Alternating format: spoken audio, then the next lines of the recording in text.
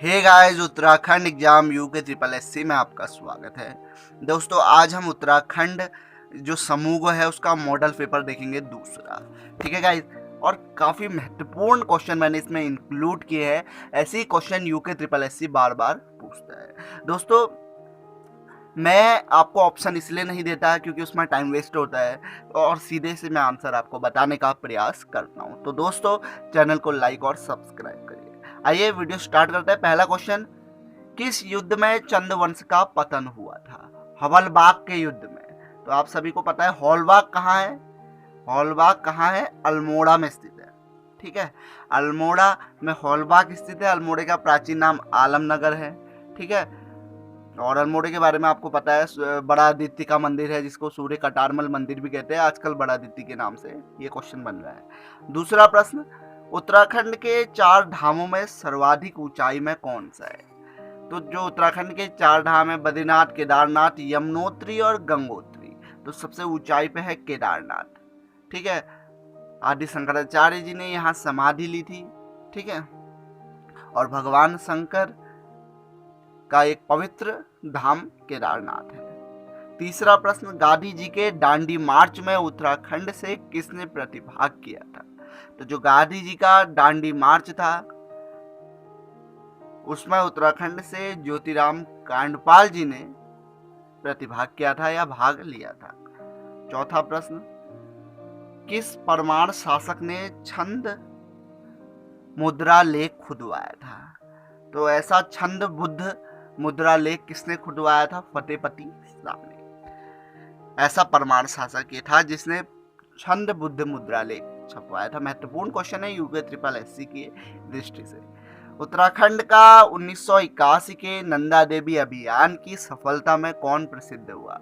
जो 1981 में नंदा देवी आरोहण हुआ था या अभियान हुआ था उसमें डॉक्टर हंसवती बिष्ट बहुत फेमस हुई थी। माई इंडिया पुस्तक के लेखक कौन है? तो जिम कॉर्बेट है। 1936 में ये पार्क भी स्टैब्लिश हुआ था। कहाँ? रामनगर में। भकार का प्रयोग ग्रामीण उत्तराखंड में किस लिए किया जाता है? तो जो नए लोग तैयारी करते हैं उनको भकार मीन्स पता नहीं। तो भकार ये खाद्यान्न जैसे गेहूं के संग्रहण के लिए किया जाता था या धान के संग्रहण के लिए किया जाता था। आठवां प्रश्न, भारतीय संविधान अंगीकृत कब हुआ? छोटे छोटे क्वेश्चन बनते हैं यूके ट्रिपल एससी में। ठीक है, और काफी महत्वपूर्ण होते हैं। 26 नवंबर 1949 को भारतीय संविधान अंगीकृत किया गया। पृथ्वी सूर्य की परिक्रमा करती है, इसकी खोज किसने की थी? तो कोपरनिकस ने इसकी खोज की थी कि पृथ्वी सूर्य की परिक्रमा करती है। गढ़ राजवंश का इतिहास की रचना किसने की थी? तो जो गढ़ राजवंश है उसका जो इतिहास है उसकी रचना मौला राम ने की थी। कबीर किस संत के शिष्य थे? तो रामानंद के शिष्य थे कबीर। 12वां प्रश्न, किस वर्ष में भारत की सरकार को ब्रिटिश क्राउन ने ईस्ट इंडिया कंपनी से ले लिया था? तो ब्रिटिश क्राउन ने ईस्ट इंडिया कंपनी से भारत सरकार को कब लिया था? 1858 से में लिया था। कोलकाता में किस वर्ष उच्चतम न्यायालय की स्थापना हुई थी? तो कोलकाता में 1774 में उच्चतम न्यायालय की स्थापना हुई थी। ठीक है, या सुप्रीम कोर्ट जिसे हम कहते हैं। 14वां प्रश्न, संयुक्त राष्ट्र संघ महासभा ने किस जून को क्या घोषित किया था? तो 21 जून को, यहाँ पे 21 जून है तो 21 जून को किया था अंतर्राष्ट्रीय योग दिवस। ठीक है, इंटरनेशनल योगा डे 21 जून को घोषित किया था। किसने किया था ये क्वेश्चन बनता है। तो संयुक्त राष्ट्र संघ महासभा। निबल का आकार कितना होता है? तो 4 बीट से निबल का आकार होता है। अगला प्रश्न, पेरियर वन्य जीव अभयारण्य किस राज्य में स्थित है? तो पेरियर जो है केरल में है। मलक्का जलडमरू किसके मध्य स्थित है? तो इंडोनेशिया और मलेशिया की। ठीक है गाइस, फाइल के प्रकार की पहचान किससे होती है? तो फाइल का जो प्रकार है इसकी पहचान होती है किससे? एक्सटेंशन से होती है। एक्सटेंशन से। कंप्यूटर की पहली पीढ़ी से पहले बने कंप्यूटर क्या थे? तो कंप्यूटर से पहली बनी पीढ़ी से बने कंप्यूटर विद्युतीय यांत्रिक कंप्यूटर थे। 20वां प्रश्न, काली नदी उत्तराखंड को कहां से अलग करती है? तो नेपाल से। पंचेश्वर बाद इसमें बन रहा था तो आंदोलन चल रहा है। सूर्य के अंदर ऊर्जा उत्पादन का सर्वाधिक संभावित कारण क्या माना जाता है? तो नाभिकीय संलयन जो है वो सूर्य के अंदर ऊर्जा उत्पादन का सर्वाधिक संभावित कारण है। ठीक है। पार्वती ताल कहाँ स्थित है? तो पिथौरागढ़ में स्थित है पार्वती ताल। जौलजीबी मेले को राजकीय मेला कब घोषित किया गया? 2014 में किया गया जौलजीबी मेले को राजकीय मेला। लतेश्वर मंदिर कहाँ स्थित है? लतेश्वर तो पिथौरागढ़ में स्थित है लतेश्वर मंदिर। कौन सा चंद्र शासक अलाउद्दीन खिलजी के समकालीन था? तो त्रिलोक चंद्र अलाउद्दीन खिलजी के समकालीन था। उत्तराखंड से किसे प्रथम गांधी कम्युनिस्ट का अवार्ड मिला था? तो स्वामी राम को उत्तराखंड से प्रथम गांधी कम्युनिस्ट का अवार्ड मिला था। उत्तराखंड में ग्राम्य विकास संस्थान कहाँ स्थित है? तो उत्तराखंड में ग्राम्य जो विकास संस्थान है रुद्रपुर में स्थित है। कुमाऊं का रस्म नामक पुस्तक के लेखक कौन है? तो कुमाऊं का जो रस्म नामक बुक है उसके राइटर कुमाऊं केसरी भद्रत पांडे जी हैं। गढ़वाल का शिवाजी किसे कहते हैं? तो मुंशी हरिप्रसाद जी को गढ़वाल का शिवाजी कहते हैं। गढ़वाल का तुगलक एटकिंसन ने किसको कहा था? तो मेदिनी शाह को कहा था गढ़वाल का तुगलक। मौला राम किस वंश के थे? तो तोमर वंश के थे। ठीक है। अंबर और धारा इको पार्क कहाँ स्थित? तो नैनीताल में है। और नैनीताल डिस्ट्रिक्ट जब मैंने आपको लिखाया तो उसमें एक क्वेश्चन बताया गया। मैंने डिस्ट्रिक्ट वाइज में नैनीताल डिस्ट्रिक्ट की भी वीडियो बनाई थी और उस वीडियो में मैंने आपको बताने का प्रयास किया है। अगला, सतपुली में बाढ़ कब आई थी? सतपुली पौड़ी में है और यहाँ बाढ़ आई थी 1951 में। तरुण कुमाऊं के संपादक कौन है? तो बैरिस्टर मुकुंदी लाल।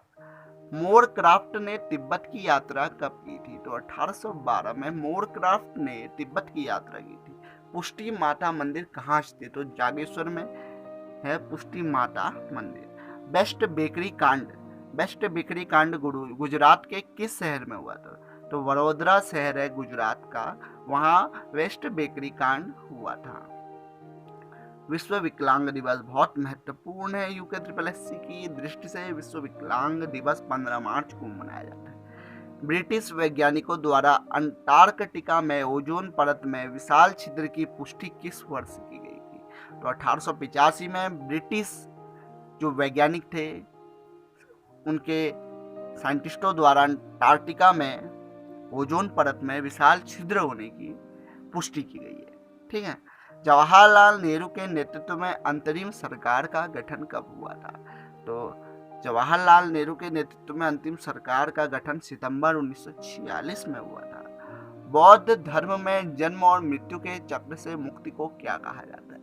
तो बौद्ध धर्म में जब हम मर के और जिंदा होने की जो प्रक्रिया होती है इससे जो मुक्ति पा जाते हैं तो उसको निर्वाण कहा जाता है। हमें निर्वाण की प्राप्त हो गई, अर्थात हम जन्म मरण से मुक्त हो गए और मोक्ष हमें प्राप्त हो गया या निर्वाण हमें प्राप्त हो गया।